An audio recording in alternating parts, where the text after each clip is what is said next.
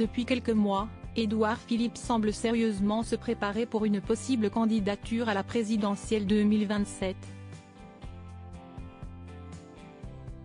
Il avait notamment laissé sous-entendre son souhait de se présenter en décembre dernier lors de son passage dans l'émission Quotidien, diffusée sur la chaîne TMC. Face à Yann Barthès, celui qui a été le Premier ministre durant le premier mandat d'Emmanuel Macron, entre 2017 et 2020, avait expliqué qu'il serait dommage de ne pas être prêt. Ce serait même criminel de ne pas être prêt même compte tenu des enjeux. Pourtant, si Édouard Philippe avait pour ambition de construire une véritable machine de guerre pour s'imposer en 2027, celui qui est désormais maire du Havre ne semble plus tout à fait prêt pour la prochaine présidentielle. Une candidature présidentielle repose sur trois choses, la volonté, la préparation et les circonstances. Si je suis tranquille sur la volonté, tranquille sur la préparation. C'est encore un peu tôt sur les circonstances, a admis l'homme politique devant 300 patrons, réunis par le NO Business lors d'un déplacement dans les Hauts-de-France, comme le révèle le magazine Challenge.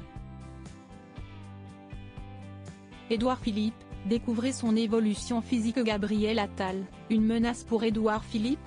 Le 9 janvier dernier, Gabriel Attal a succédé à Elisabeth Borne en devenant Premier ministre.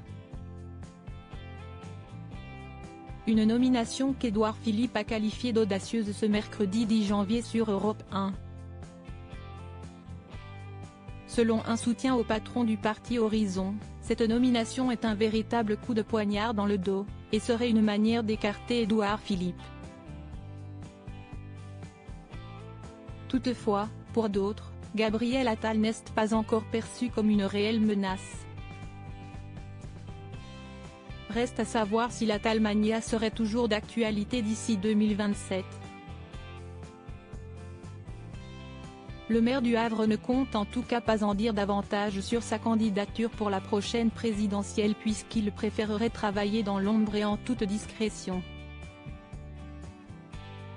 Édouard ne veut pas qu'on parle, en général, avait indiqué un cadre d'Horizon auprès du Parisien en décembre dernier. Crédit photo, Bruno Bébert.